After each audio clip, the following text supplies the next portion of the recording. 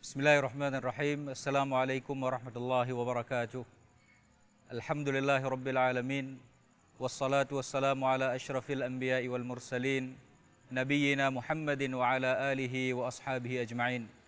Ashhadu an la ilaha illallah wahdahu la syarikalah, wa ashhadu anna Muhammadan abduhu wa rasuluhu la nabiyya ba'dah. Marilah sama-sama kita bersyukur kepada Allah Subhanahu wa taala. Bersyukur di atas nikmat Allah yang sangat banyak yang telah Allah berikan kepada kita, yang kadang-kadang kita tidak memintanya, akan tetapi Allah Subhanahu wa taala telah mencurahkan kepada kita, apalagi yang telah kita minta. Pada kesempatan yang berbahagia ini, marilah sama-sama kita melihat sebuah hadis Rasul sallallahu alaihi wasallam, yang hadis ini merupakan di dalamnya kandungan pesanan Jibril alaihissalam kepada Rasul kita Muhammad sallallahu alaihi wasallam. Di dalam hadis ini Jibril berpesan kepada Rasul dengan 5 pesanan. Yang pesanan ini sebenarnya tidak khusus untuk Rasul sallallahu alaihi wasallam, tapi juga pesanan ini adalah untuk umat beliau, untuk kita semuanya. Dan pesanan ini adalah pesanan yang sangat berharga, yang perlu selalu kita mengingatnya dan merenungkannya. Jibril alaihissalam, beliau datang kepada Rasul sallallahu alaihi wasallam sebagaimana di dalam hadis yang diriwayatkan oleh Sahal bin Sa'ad.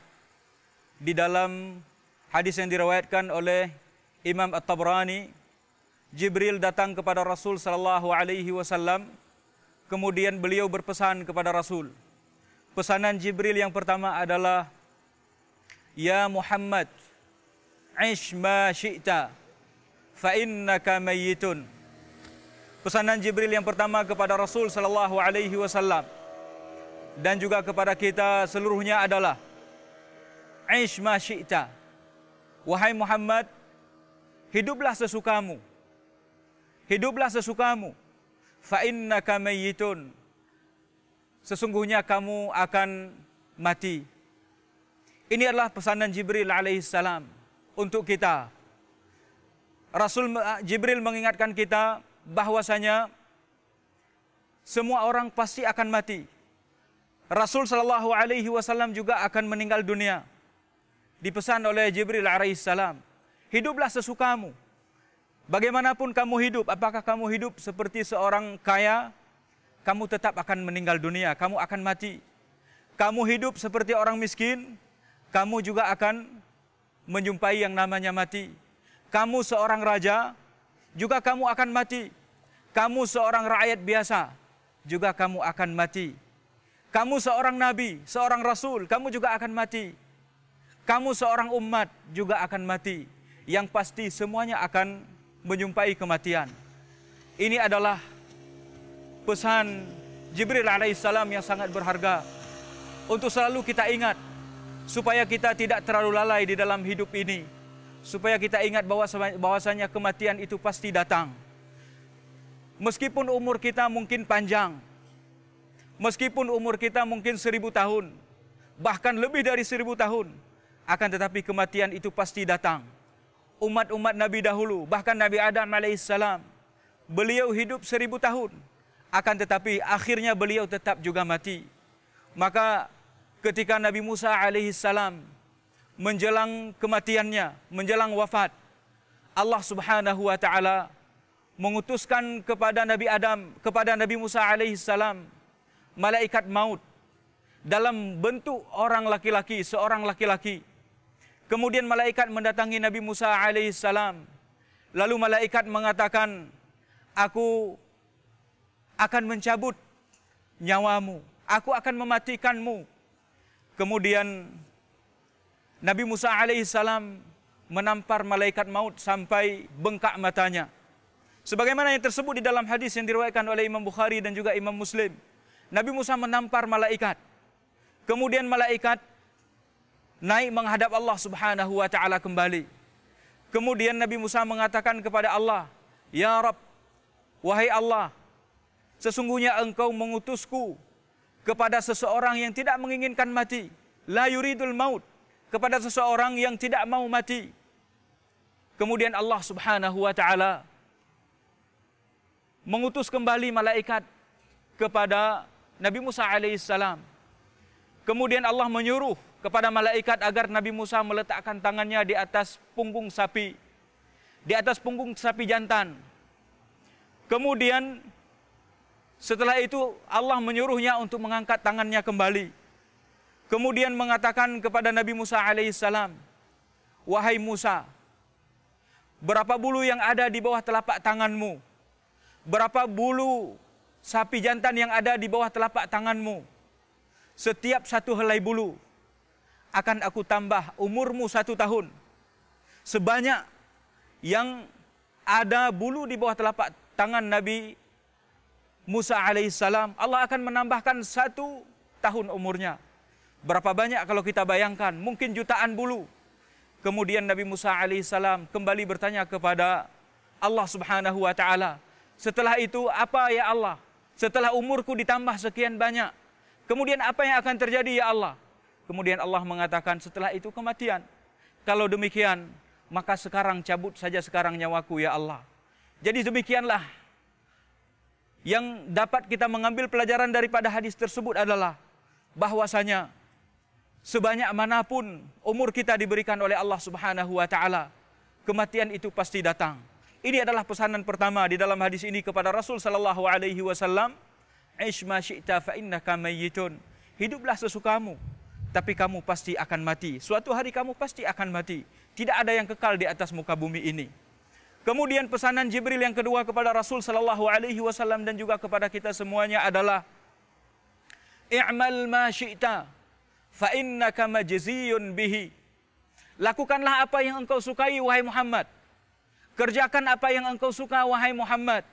Tapi ketahuilah wahai Muhammad, bahwasanya engkau akan dihisab dengannya, bahwasanya engkau akan dibalas dengannya oleh Allah Subhanahu wa taala. Kalau engkau melakukan kebaikan, maka Allah akan membalasnya dengan kebaikan. Kalau engkau melakukannya dengan keburukan, maka Allah juga akan membalas keburukanmu. Silakan bekerja, silakan kita melakukan apa yang kita sukai di dalam hidup ini. Terserah kepada kita.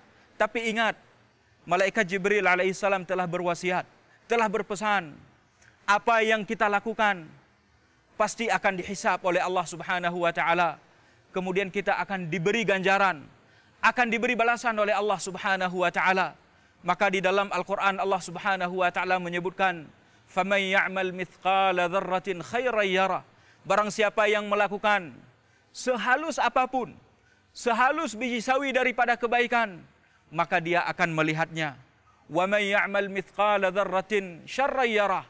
Dan barang siapa yang melakukan sekecil apapun daripada kejahatan, sekecil apapun daripada perbuatannya, amalan keburukannya, maka juga dia pasti akan melihat dan akan dibalas oleh Allah Subhanahu wa taala. Di akhirat kelak Allah akan mendatangkan segala-galanya. Allah akan menampakkan segala-galanya kepada siapa saja yang telah beramal. Maka hendaklah kita kita melakukan apa saja, aktivitas apa saja di muka bumi ini, hendaklah kita selalu ingat, hendaklah kita selalu waspada bahwasanya kita akan dibalas oleh Allah Subhanahu wa taala. Kalau itu baik, maka akan dibalas dengan kebaikan. Kalau itu adalah amalan yang buruk, maka akan dibalas juga dengan keburukan. Sehingga akan ucapan yang kita lakukan, yang kita ucapkan, ucapan yang baik, maka akan dibalas dengan kebaikan. Ucapan yang buruk juga akan dibalas dengan keburukan oleh Allah Subhanahu wa taala.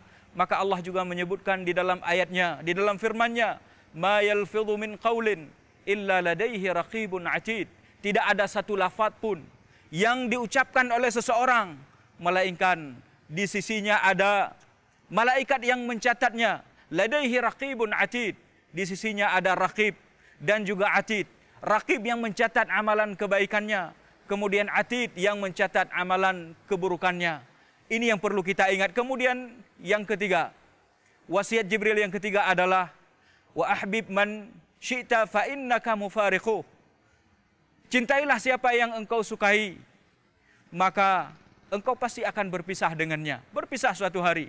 Apakah anak kita, apakah harta kita, apakah istri kita, semua kita akan berpisah.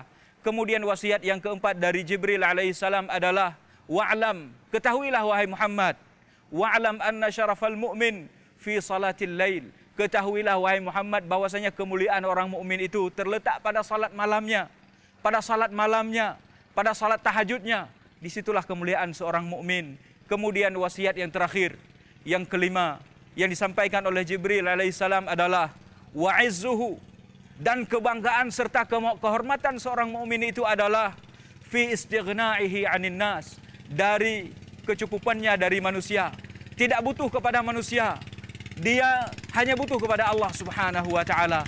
Itulah kehormatannya, dan inilah pesan Jibril alaihissalam. Semoga menjadi pelajaran bagi kita dan menjadi renungan kepada kita di dalam menghadapi ataupun mengharungi kehidupan kita di alam dunia ini. Demikian saja. Subhanakallahumma wa bihamdik, asyhadu an la ilaha illa anta, astaghfiruka wa atubu ilaik. Assalamualaikum warahmatullahi wabarakatuh.